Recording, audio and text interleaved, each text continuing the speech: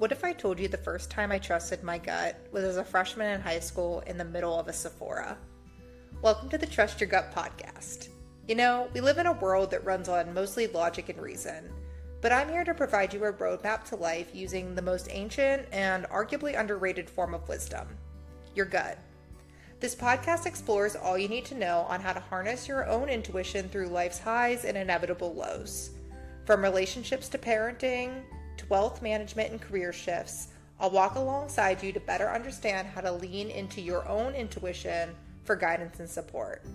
My name is Dr. Alaina Puff, school psychologist turned intuitive coach, and I'll be guiding you through this adventure as I share my personal and professional experiences on how I learned to tap into my own intuition and how this changed my life forever.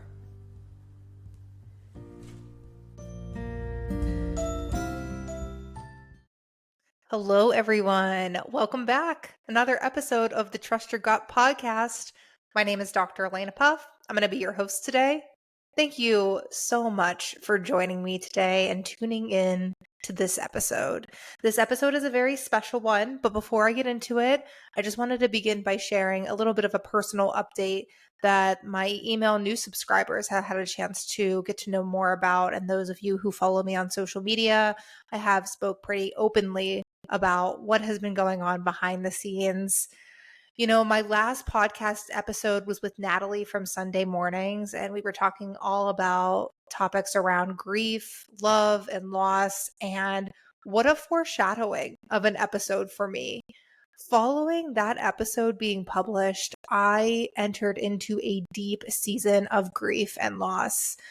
Losing two very close people to me unexpectedly, who were also very young, has been a challenge to make sense of and to navigate over the last few months. And so I have drawn a lot on tenets from that episode to help guide me through this time. Because while I have experienced loss in the past, like losing a grandparent or a distal relative, losing people that are close to me and who are similar in age and were perfectly healthy, kind of stopped me in my tracks. And so I've really had to rethink how I live my daily life under this guise of experiencing grief and loss and understanding the energetics behind grief and loss and how this may manifest not only in my personal life, but also professionally. And so it has been a season, and I feel like I'm finally getting my footing back and feeling confident to re-enter into business ventures, to go out personally and engage with my friends and start to feel more like myself. But wow, it has been a trying time in my life. And so this really underscores the importance of having open conversations about grief and loss, because it is not cute. It is gritty, and it really brings out parts of yourself that, I can't imagine anything else would. And so for those of you in my circle and in my network who have reached out to me and extended us your support, even if it's just a message, it is not lost on me. I am so grateful in a time where community has been the most important factor to helping me heal. I am expressing my deep sense of gratitude to all of you. So thank you. And thank you to those tuning in today as well. So today's episode, we're talking about what I refer to as the new generation of kids. And I am so excited to share more about this with you all today.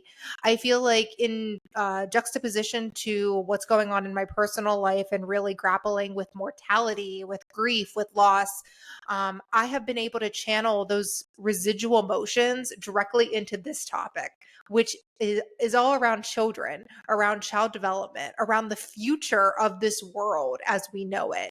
And so it has been such a cathartic process to be able to turn my guys back to what got me into this work in the first place, which was that children are the future and we need to invest in them, because the world is confusing and complicated more than it has been ever before. And our little ones are doing their best to make sense of this really interesting time, we'll call it. So I want to talk today more about intuitive, sensitive children, which I'm categorizing them as the new generation that's coming online. And really today, um, the listeners that I really want to draw attention to are not only parents who may be raising children who fall into the new generation, but anyone who has any kind of proximity to these kids. So, whether you're a facilitator who works with children, whether you're an educator and you are teaching these children, whether you're a member in the community who interfaces with these children, or if you don't have any proximity to children in your life, I really want you to listen to this episode through the eyes of the younger version of yourself. Because I guarantee that as we talk about some of these traits and what these children are experiencing, I know at least for me, so much of this is resonant. So that is kind of the message to the listeners today. And let's get into it. So, this past Thursday, I hosted my first parent workshop. And the title of the parent workshop was Raising the New Generation of Children. And really, this was my first time rolling out that title and kind of just my expertise in this area. And wow, guys, it was so fun.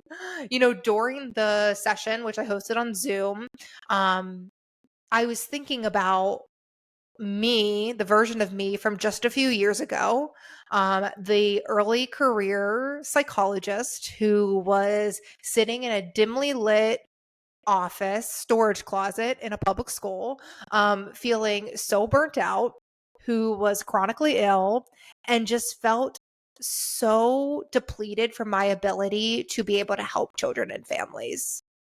And I thought about that version of me because that was obviously a very dark time in my career and a time where I felt very lost, both personally and professionally, to now being able to get in front of wonderful people, parents, caregivers, and speak about topics that mean the most to me.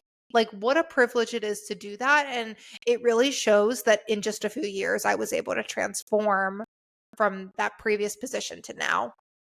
And so it was very, very, very, very healing to be able to share this information with my community and for so many people to show up and say, yes, I'm interested in this. Yes, I'm accepting the invitation to take any resources and support to raise this new generation of children. So it was just a powerful evening where I packed in a bunch of information. And if you're interested in watching the replay of that workshop, I'm going to go ahead and leave the replay link in the show notes. So go ahead and check it out. But really, the purpose of the workshop was to kind of just begin the conversation. Begin the conversation around how kids today are experiencing childhood very differently than, say, when we did. And not only to speak directly to the consciousness of that, but to really help the adults who are surrounding these children, who are raising these children, to feel empowered and competent to give them what they need. So we came together and I really began by speaking about how I got interested in this topic. And that's what I'm going to share with you all today because I think that origin story is super important and really helped me uncover my passion for this work. So let's go back in time. As a teenager and early adult, I always knew that I wanted to work with kids. It was a no-brainer. I really looked at it through the perspective of that children are our future. Like they're literally the next generation coming up and they're going to dictate a lot of how our society looks like when we're all old. More or less. And I saw so much potential in diverting our resources and attention to children. When I realized that I wanted to be a psychologist, I thought, well, obviously, I want to work with kids because they're very much malleable at that age. They're not hardened in their ways. They haven't experienced these extensive traumas that make it so overwhelming to actually initiate and facilitate change. And so I always was attracted to working with this younger population and group because I thought there's hope woven into the fabric of that group. And so that was kind of my initial draw. As a teacher, as a classroom teacher, I looked at being able to educate children in a way that would help them better navigate the world than, say, I did. And so as I got my training and acquired my degrees, I really was drawn to go back for my doctorate because I wanted to see how I could help children outside of the school setting. Because unfortunately, while I was practicing as a school psychologist, there were many, many systemic factors that impeded my ability to work with children in the way in which I wanted to. Most notably, talking about highly sensitive and intuitive children. There's no space in public education to have these kind of conversations. And I think that's wrong. That's an injustice to our kids. And I talk about when I teach my graduate students that public education, if you look at it through a trauma lens, is in a constant state of survival. Everyone who exists under a school building is struggling to get through the day. Very few people that I came in contact with and that my graduate students come in contact with are thriving in the context of public education. And it makes me wonder why that is. And does it have to be that way? Well, you guys already know my answer. My answer is no, it doesn't have to be that way, but yet it is. And so, in the context of schools, if we're operating under this survivalist mentality, meaning that we're just trying to get through the curriculum, we're trying to produce the highest test scores because that correlates to our funding.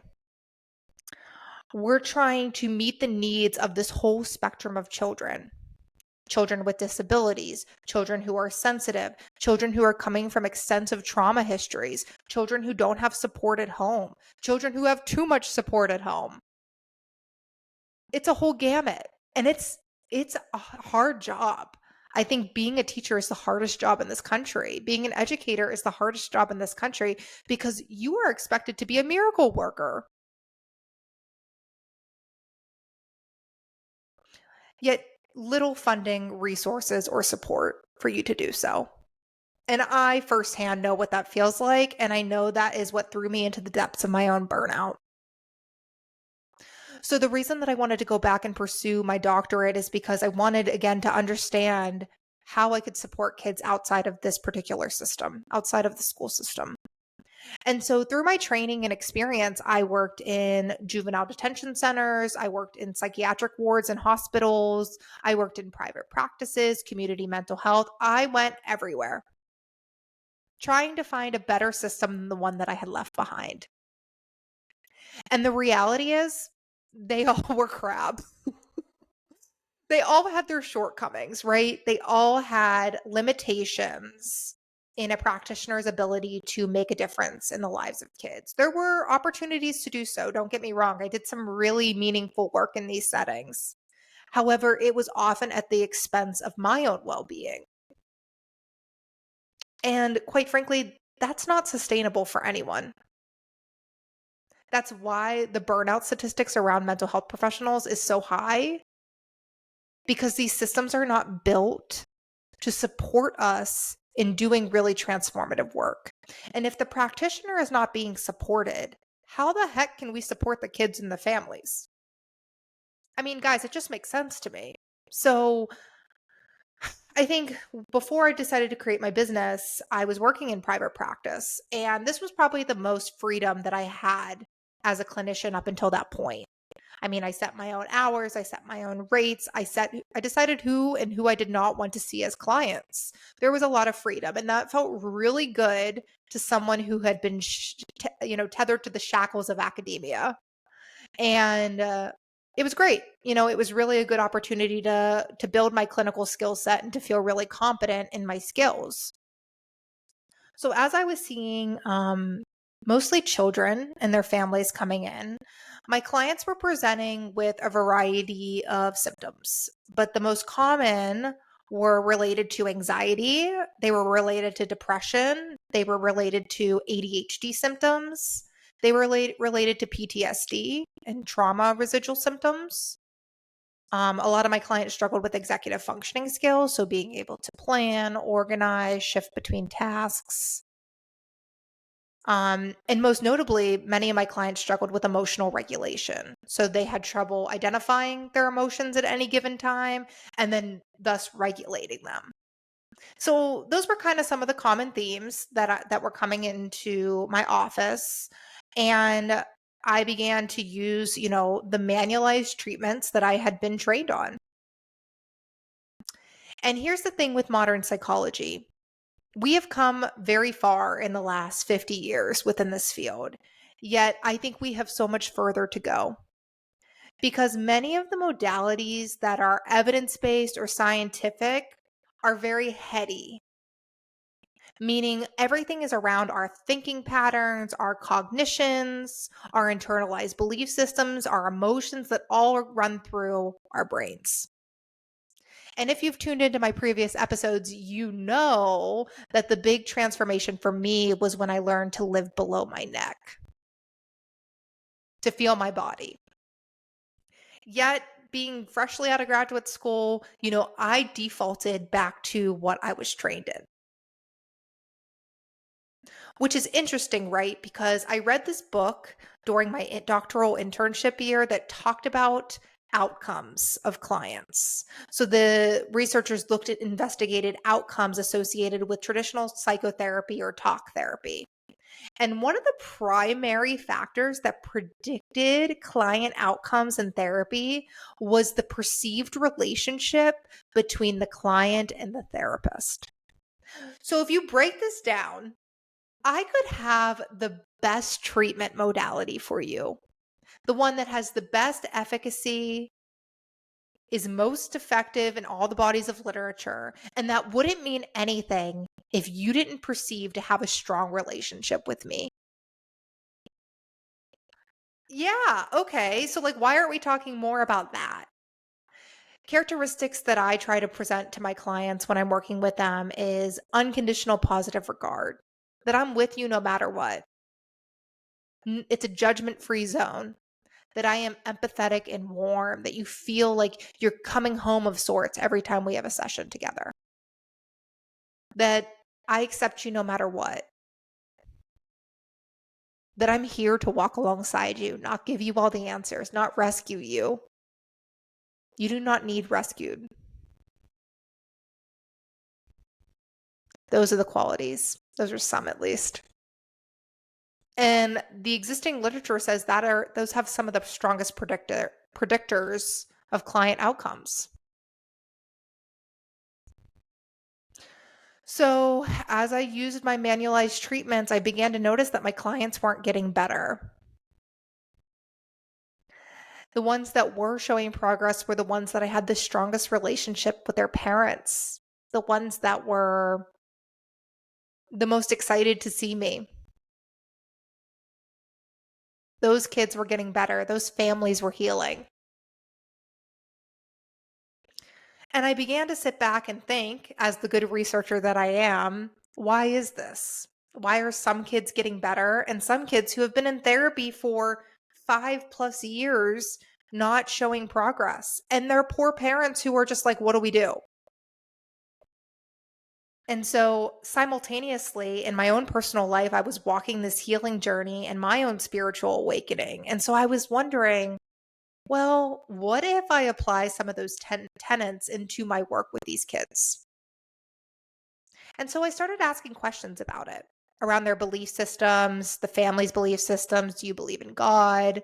What do you believe happens after we die? What do you think happens when we're born? Just like general questions, seeking their opinions. And the responses that some of these kids gave me were fascinating. They were fascinating. And it was because these children were the new generation of kids coming online. I'll give you an example. I was seeing this 7-year-old boy, he's 8 now, 7-year-old boy. He came in for concerns relating to anxiety, social anxiety, so being afraid in like public or social places, as well as ADHD. The kid was probably the most bounciest kid I've ever seen. I mean, he really could not sit still for longer than maybe 3 to 5 seconds. And so he was getting in trouble in school. His self esteem had tanked because of it. he was super sensitive and took everything to heart. And so that resulted in a lot of crying, a lot of bodily dysregulation, tantrums at home. And mom was just kind of feeling overwhelmed with all of it. Definitely one of my babies.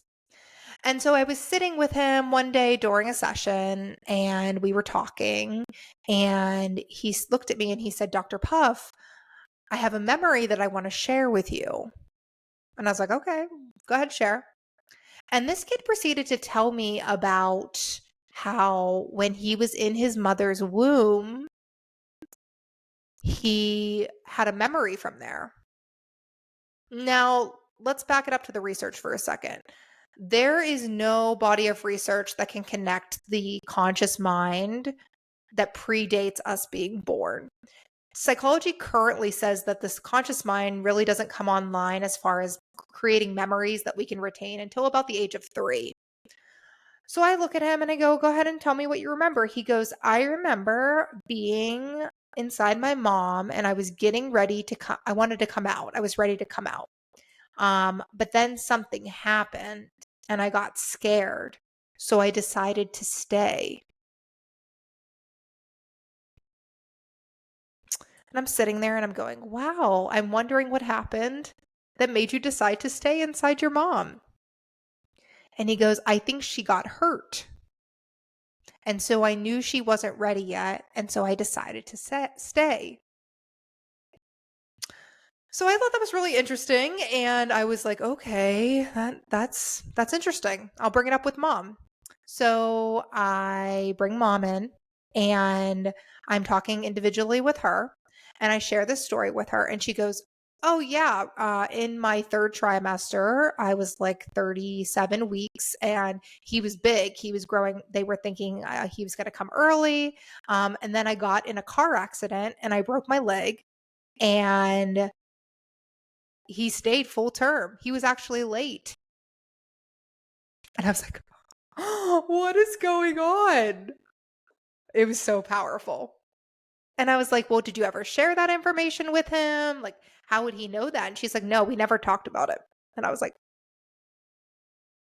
this was the same kid who could feel things that weren't there in his they lived in an older home in Central Phoenix. So yeah, he was fun. He was really fun to work with. But I think this just illustrates that modern psychology has no place for what I just explained to you.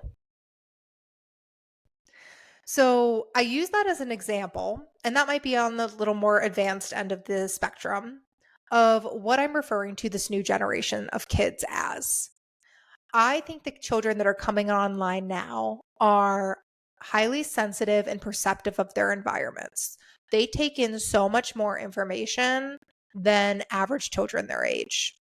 And I think that's a gift, but with every gift, there comes certain limitations. And the limitations for these children are that because they're taking in so much data from their surroundings, it's a lot for a little kid to regulate and move through all that. And so, with that, their systems become incredibly overwhelmed and dysregulated and hypersensitive. And that, my friends, is what contributes to these mental health symptoms that I mentioned just a few minutes ago. It's that there's nothing wrong with these children, nothing that I think a mental health diagnosis would truly capture. It's the fact that these children have a gift, and it's our responsibility to harness it. It's our responsibility to harness those gifts as the adults, the parents, the advocates in their life. And so, what I'm proposing and what my business is built around is doing our best to rewire the way we treat child and adolescent mental health disorders. Instead of focusing on it from a deficit point of view, we look at it from a strengths point of view. And so, some common symptoms that I see in this new generation of kids is things that you wouldn't necessarily connect to being inherent difficulties. For example, one of the things that I spoke about in the workshop was that children who are highly sensitive or highly intuitive have a lot of sensory difficulties. And what I mean by that is they could be sensitive to loud noises, to touch. They could struggle with the tags in the back of their clothing or the backs of shoes. They could really struggle in like large crowds. I had one family, their kid they tried to take her to a carnival and she freaked out. Grocery stores, any loud, overstimulating environment. You think about the way kids move through modern education, cafeterias, recess, and playgrounds. Those environments, because these kids are taking in so much information at any given moment, you put them in an overstimulating one, and that's usually when they hit the limit. The other piece that I see that's very common as far as a characteristic of highly sensitive and intuitive kids is empathy. These kids are some empaths, almost to a fault at times. They are hyper empathetic, meaning they're not only processing the average amount of empathy that we would expect for kids their age, but oftentimes they can't differentiate their emotions from someone else's. And so they get flooded with all kinds of emotions, your partner's emotions, their siblings' emotions, the bus driver's emotions. They get over overstimulated with emotions to the point where it makes them almost apathetic. I have a lot of families that are like, I don't feel like my child has empathy. And I'm like, your child has so much empathy that it looks like they don't have any. So this empathy piece is very important. I had a client who was 9, and she used to go into the classroom and she had like a very maternal sense about taking care of the kids who were struggling in class, and but also struggled with a lot of anxiety in the classroom. And what after doing some investigation in our work together, we come to find out that this little girl would go into that classroom and absorb everybody's emotions like a sponge and hold it all, which is heavy for a 9-year-old. And that was so taxing on her system that it would result in these really anxious, panic like symptoms. But everybody else just wanted to say she had anxiety and put her on medication. That's not the answer here. I mean, in some cases, that can be a really productive step, but we have to acknowledge the root cause of these symptoms, that it's actually stemming from your child's gift. And if you're listening to these stories and it's resonating with you, you have one of these babies at home, I want to begin by saying thank you. Your child chose you for a reason, and it is your responsibility to figure out why. Your highly intuitive, sensitive baby chose you for a reason.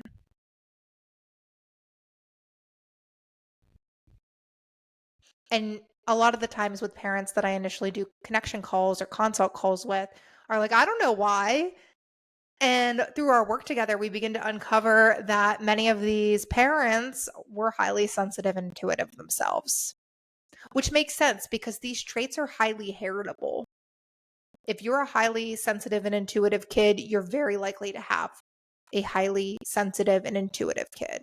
I know that when I figured out that I was highly sensitive and highly intuitive as an adult post graduation, I began looking at my friends that I had carried with me throughout my early adulthood, even dating back to high school. And they're all highly sensitive and intuitive. I was gravitating towards these people with these specific characteristics unconsciously because that's where I felt safe and seen and heard and loved. And so there is no one better to support your child through this stage of their development than you. And a lot of this work is intergenerational healing. It's not only helping your kid, but it's also helping that little kid inside of you who maybe never got this support growing up, which is so beautiful to watch and observe.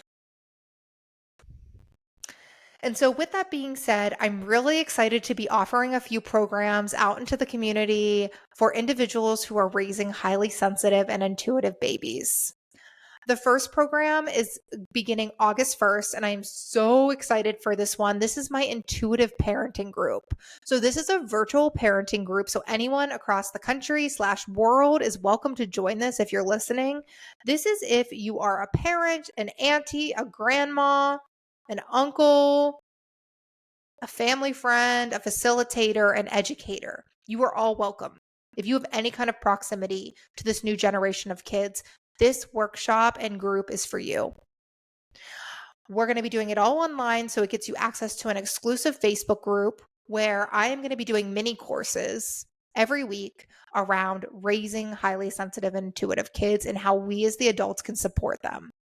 And then we're also going to meet regularly throughout the month on group Zoom calls where we're going to talk and work through strategies and any difficulties you may be facing. The reason that I am so excited for this parenting group is because the aspect of community is something that has been a cornerstone of Flow State since I launched my business. So many of my families have come to me and said, Dr. Puff, I feel like we're alone in this journey. I feel like we're navigating this completely alone and there's no one we can relate to. Here it is. Other like-minded people who are in the same commitment to this journey as you.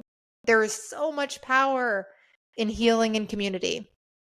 And so I am so excited. Again, that is starting August 1st and is going to be such a beautiful, beautiful container to move through. It's going to be August to December, so the whole school semester, and just so much value packed into that. So I wanted to share that. And then in addition, the other program that I'm currently offering is my private coaching program. So this is really more of an intensive for folks who are interested in getting a little more one-on-one intention. So this gives you access to me over a 4-month period of time. And really what the goal is to walk alongside you and your family to figure out how you can promote a more harmonious home environment for not only your kids, but for yourself. The other piece of this is that my expertise of helping support highly sensitive and intuitive kids in school is definitely a component that I infuse in a lot of my coaching clients and families. Helping to educate teachers. I was talking to a teacher just last week about one of my clients who was highly intuitive and was educating her on what that looks like because unfortunately they don't learn about this stuff in teacher training. I can attest to that. And we sat together in this very collaborative way and talked about strategies that she can incorporate in her classroom to support my client.